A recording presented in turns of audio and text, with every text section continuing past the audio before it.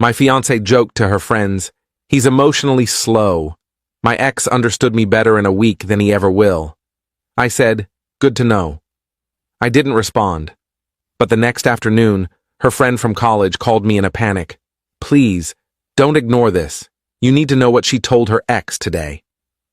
I'm Connor, 34, and until 2 days ago, I thought I had a solid relationship. My fiancée Jessica and I had been together for 4 years, engaged for 7 months. We met at a charity event, bonded over shared interests in hiking and books, started dating about a month later. She was 32, worked in graphic design, had this whole artistic, free-spirited vibe I found attractive. We moved in together after 18 months. Everything seemed fine, normal couple stuff, or so I thought. The comment that started everything happened on a Saturday night. Jessica had some friends over for drinks and game night. I was there too, helping host, making sure everyone had what they needed. Around 10 p.m., I went to the kitchen to refill the snack bowls. The kitchen is separated from the living room by a breakfast bar, so I could hear them, but they couldn't see me. One of her friends, someone I didn't know well, asked, "So, how's wedding planning? You excited?" Jessica laughed, not her genuine laugh, her social laugh, the one she uses when she's performing. "I mean, yeah, it's fine." "Just fine? Girl, you're getting married." I know, it's just, sometimes I wonder if I made the right choice." My hands froze on the chip bag. "What do you mean?" another friend asked. "Like, Connor's great. He's stable, reliable, treats me well, but he's also kind of emotionally slow. My ex, the one from college, he understood me better in a week than Connor ever will. We just clicked on this deeper level, you know?" "Then why didn't you marry him?" "Because he was a disaster in every other way. Couldn't hold a job, had commitment issues, moved across the country without telling me. But emotionally, he got me. Connor tries, but it's like explaining color to someone who's colorblind. He just doesn't get it." The room went quiet for a second. Then someone said, "Have you talked to him about this?" "What's the point? You can't teach emotional intelligence. Either you have it or you don't." I stood there in the kitchen holding a bag of chips, feeling like I'd been punched. Emotionally slow, doesn't get it, can't be taught. Like I was some kind of project she'd settled for because the exciting option wasn't available. I put the chips in a bowl, walked back to the living room with a smile on my face, set them on the coffee table. "Thanks, babe," Jessica said, barely looking at me. "No problem." I sat through the rest of the night, played games, made conversation, acted normal. But inside, something had shifted. Every interaction with Jessica suddenly looked different through this new lens. Was I really that emotionally deficient? Or was she rewriting our history to fit some narrative where her ex was the one that got away? The party ended around midnight. Everyone left. Jessica went to take off her makeup. I sat on the couch, staring at nothing. She came out of the bathroom in her pajamas. "That was fun. Your turn to clean up, though. I'm exhausted." "Sure. You okay? You got quiet." "Yeah, I'm fine." "You sure? You seem off." I looked at her. Really looked at her. "I heard what you said." Her face went blank. "What?" "In the kitchen. I heard you talking about me. About how I'm emotionally slow.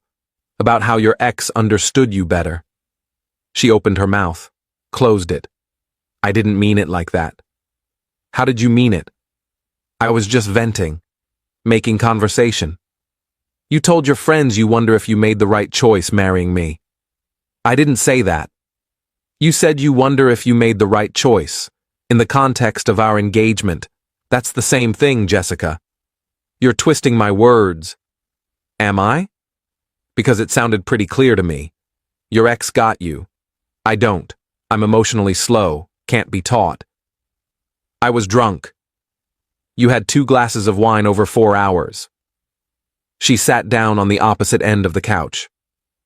"Okay, fine. Yes, I said those things. But I was just talking. Everyone compares their current relationship to past ones. It doesn't mean anything. It means you're settling. It means you're comparing me to someone else and finding me lacking. That's not, God, you're being so sensitive about this. Sensitive, right. Because I'm emotionally slow, so me being hurt by this must be me overreacting. Connor, please, can we not do this right now? I'm tired.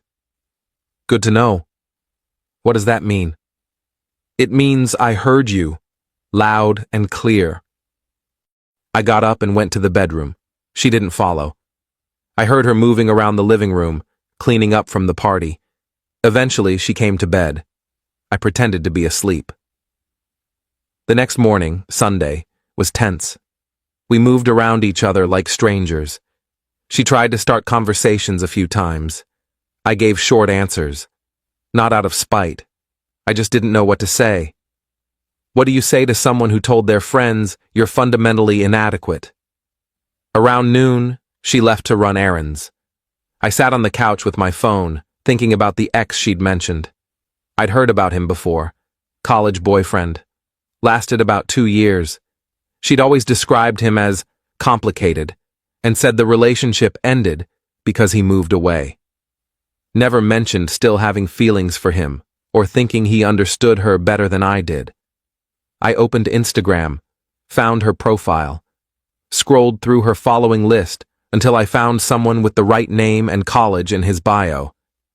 Had to be him. His profile was public. Recent photos showed him at various social events, hiking trips, art galleries, comments from Jessica on about a dozen of them over the past year. Heart emojis.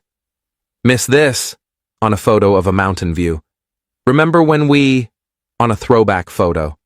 They were still in contact, regular contact. I put my phone down and stared at the ceiling. Update 1. Sunday evening. Jessica came home with groceries. I helped her unload them without talking much. She kept trying to make things normal. Want to watch that show tonight? Maybe. I was thinking we could meal prep for the week. Sure. Connor, come on. Are you going to punish me forever for a stupid comment? I'm not punishing you. I'm processing. Processing what? The fact that my fiancé thinks I'm emotionally deficient and wishes she was with someone else. I never said I wished I was with him. You said he understood you better in a week than I ever will. That's pretty definitive. It was hyperbole. Was it? Because you've been commenting on his Instagram posts for the past year, heart emojis and reminiscing about your time together. Her face went pale. You went through my Instagram? It's public. And before you accuse me of snooping, you're the one who brought him up. I just wanted to see who I was being compared to. I comment on lots of people's posts. Not with Miss This and inside jokes. She put her hands on the counter. Okay, yes. We're still friends. We stayed in touch after college. That doesn't mean anything. Does he know you're engaged? Pause. Of course. Does he know you think he understands you better than your fiancé does? I've never told him that. But you think it. I don't. You're impossible right now. She grabbed her keys and left. Didn't say where she was going. I heard her car start and pull away. I made dinner for myself, ate alone, did the dishes, watched TV without really watching it. She came back around 9 p.m., went straight to the bedroom without saying anything.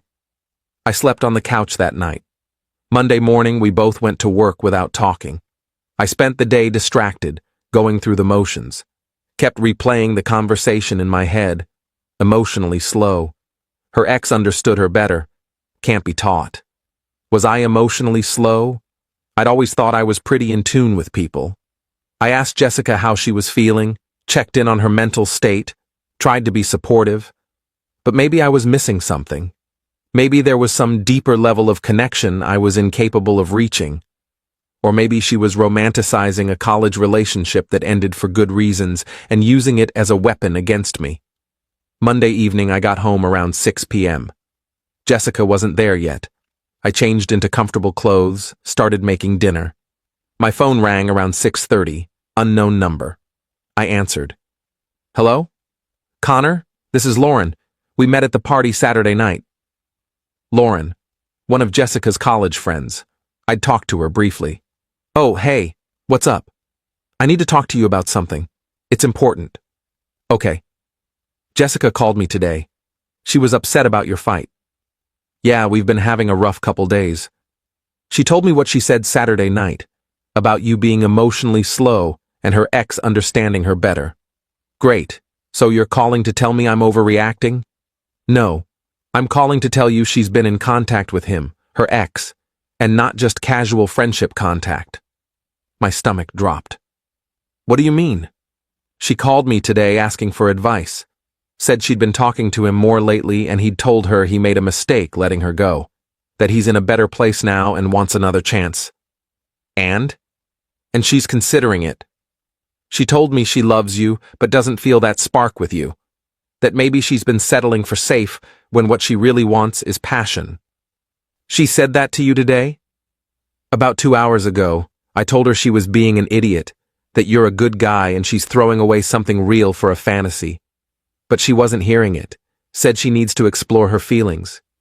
Why are you telling me this? Because you deserve to know. Because I've watched Jessica do this before. Get bored, chase excitement, blow up her life, then regret it. I don't want to see her do it again, and I don't want to see you get blindsided. Does she know you're calling me? No, and she'll probably hate me for it, but I can't watch her string you along while she figures out if she wants her ex back. I sat down on the couch. Thanks for telling me. I'm sorry. I know this sucks. Yeah, it really does. What are you going to do? I don't know yet, but I appreciate the heads up. We hung up. I sat there holding my phone, feeling numb. Jessica got home around 7 p.m. She looked surprised to see me on the couch. Hey, I didn't think you'd be home yet. Got off early. Oh, I was thinking we could talk. About everything. Sure, let's talk. She sat on the chair across from me. Not next to me, across.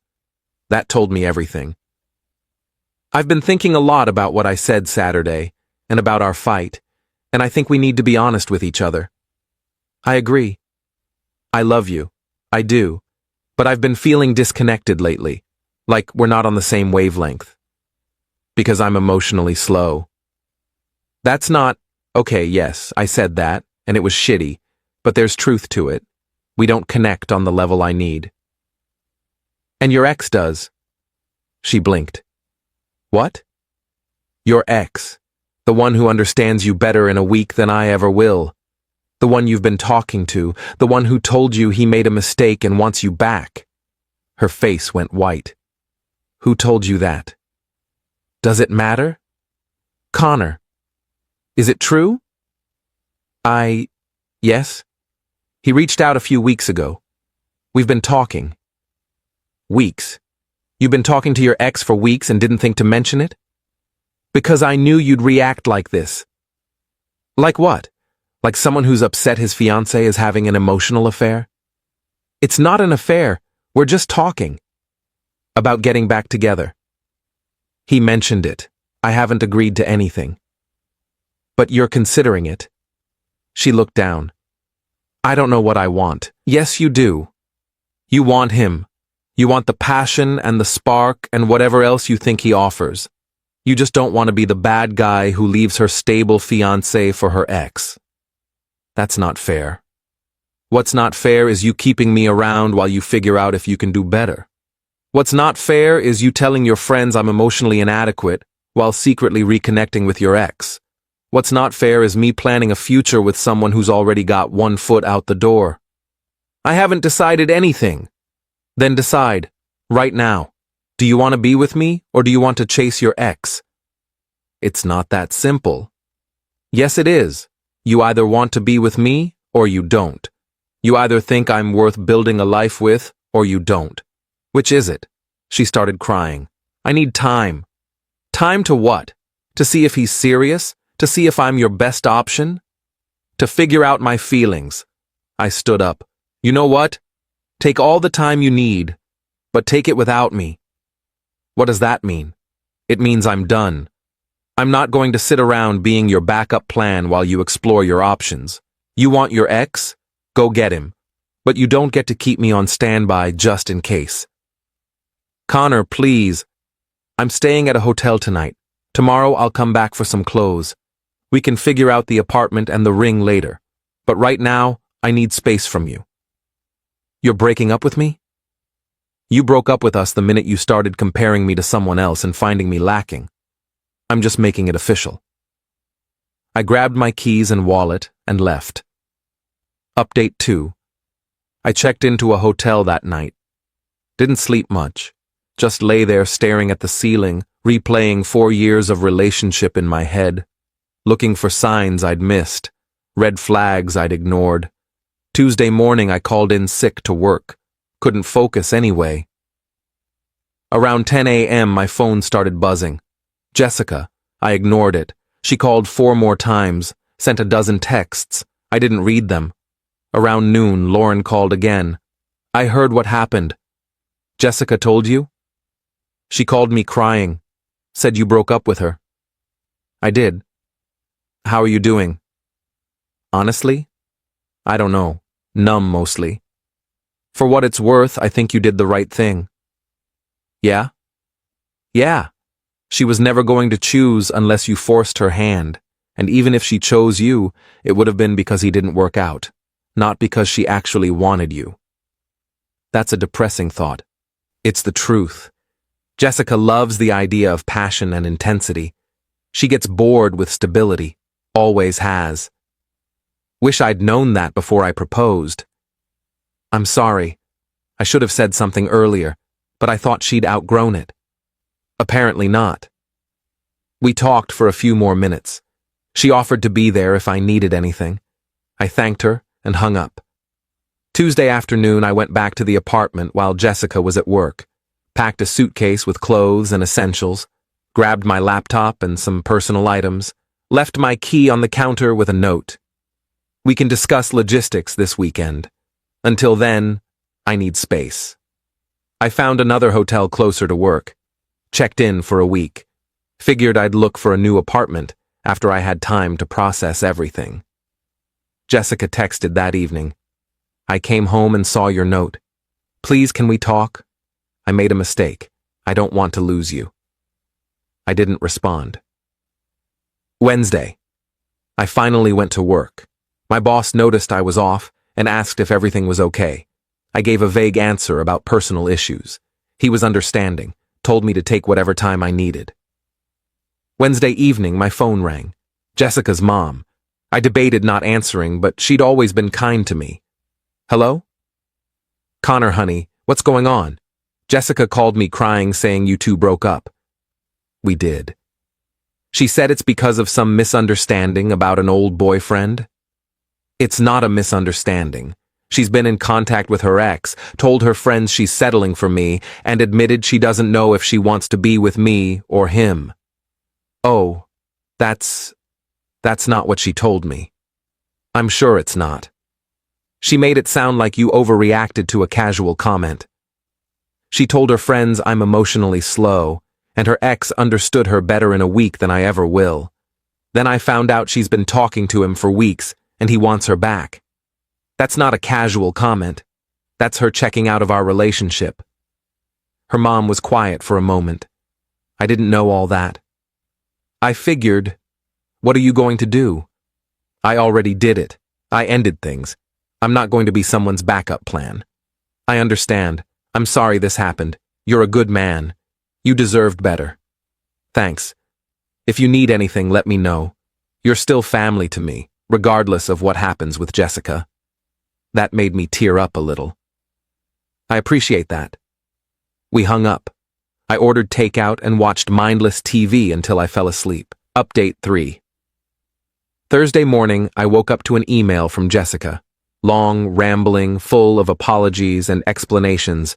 How she'd been confused, how she'd made a mistake, how she chose me, how she'd cut off contact with her ex, how we could work through this.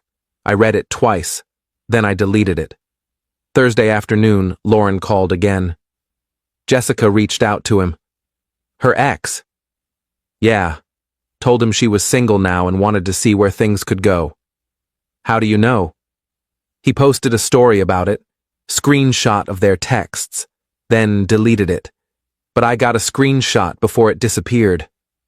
Why would he post that? Because he's an asshole who likes attention. Always was. Can you send me the screenshot? Are you sure? It's not pretty. Send it. She did. I opened it, saw Jessica's messages. We broke up. I told him I needed to explore my feelings. Can we meet this weekend? I miss you. His response, took you long enough, Saturday work? Jessica, perfect. I'll come to you. I stared at that screenshot for a long time. She'd emailed me that morning saying she'd cut off contact with him and chosen me. By afternoon, she was planning a weekend with him. I forwarded the screenshot to Jessica with one line. Hope you find what you're looking for. My phone rang immediately. I declined. She called again, and again. I blocked her number. She tried emailing. I blocked that too. Tried messaging me on social media. Blocked her everywhere. Friday, I took a personal day. Went apartment hunting. Found a decent one-bedroom closer to work. Signed a lease to start the 1st of next month. Felt good to take action instead of just reacting. Friday evening, my phone rang. Jessica's dad this time. Connor, I owe you an apology. For what? For raising a daughter who doesn't know a good thing when she has it. Jessica's mom told me everything. The ex, the comments, all of it. It's not your fault. Maybe not, but I'm still sorry. You were good to her. Good for her. She was an idiot to risk that. I appreciate you saying that. What's your plan now? Moving into a new place in 2 weeks, starting over. Good for you. You'll land on your feet. Guys like you always do. Thanks. If you ever need anything, you call me. Understood? Understood. We hung up. I felt grateful for Jessica's parents. They'd always treated me well. Saturday, I stayed in the hotel room, ordered delivery, watched movies, tried not to think about Jessica spending the weekend with her ex. Failed at that last part. Sunday afternoon, I got a call from an unknown number. Answered without thinking. Connor? Jessica. How'd you get this number? Borrowed a friend's phone. Please don't hang up. What do you want? I need to see you, to explain. There's nothing to explain. I saw the texts. You chose him. It was a mistake. I saw him yesterday and realized within an hour that I'd made a huge error. He's not who I remembered. We have nothing in common anymore. It's not what I wanted. And you think that makes me feel better? That you tried him out and he didn't work, so now you want me back? That's not... I was confused. No, you were selfish. You wanted to have your cake and eat it too. You wanted to keep me around while exploring other options. And when I wouldn't let you, you ran to him. I love you. You love stability. You love having someone who treats you well. But you don't respect me. You don't value me. You see me as safe and boring. I was wrong about that. Maybe, but I don't care anymore. You made your choice. Live with it. Please, can we just meet? Talk face to face? No. Connor? I hung up. Blocked that number too. Final update. It's been 6 weeks. I'm settled into my new apartment. Got my stuff out of the old place while Jessica was at work. Left her half of the shared items, took what was mine, left the engagement ring on the kitchen counter. Jessica tried reaching out a few more times through mutual friends. I told them all the same thing. I wasn't interested in talking. Eventually she stopped. I heard through Lauren that Jessica and her ex tried dating for about 2 weeks before it fell apart. Apparently the passion she remembered was actually just drama and dysfunction. Who would have thought? Lauren also told me Jessica's been telling people I was controlling and gave her an ultimatum. That I broke up with her over a misunderstanding. I don't care. The people who matter know the truth. I've been focusing on myself. Started going to the gym more. Picked up some hobbies I'd let slide during the relationship. Been seeing friends more. Even went on a couple dates. Nothing serious yet, but it's nice to feel wanted without feeling like someone's settling. Weirdest thing is how much lighter I feel. I didn't realize how much energy I was putting into a relationship where I was being compared and found lacking. How much I was trying to be enough for someone who'd already decided I wasn't. I don't hate Jessica. I actually feel kind of sorry for her. She's someone who'll probably spend her whole life chasing intensity and excitement, never realizing that real love is built on the boring stuff, the everyday moments, the stability she found so suffocating. Maybe she'll figure it out someday. Maybe she won't. Either way, it's not my problem anymore. I'm 34, single, starting over. And honestly, I'm okay with that. Better to be alone than to be with someone who sees you as their backup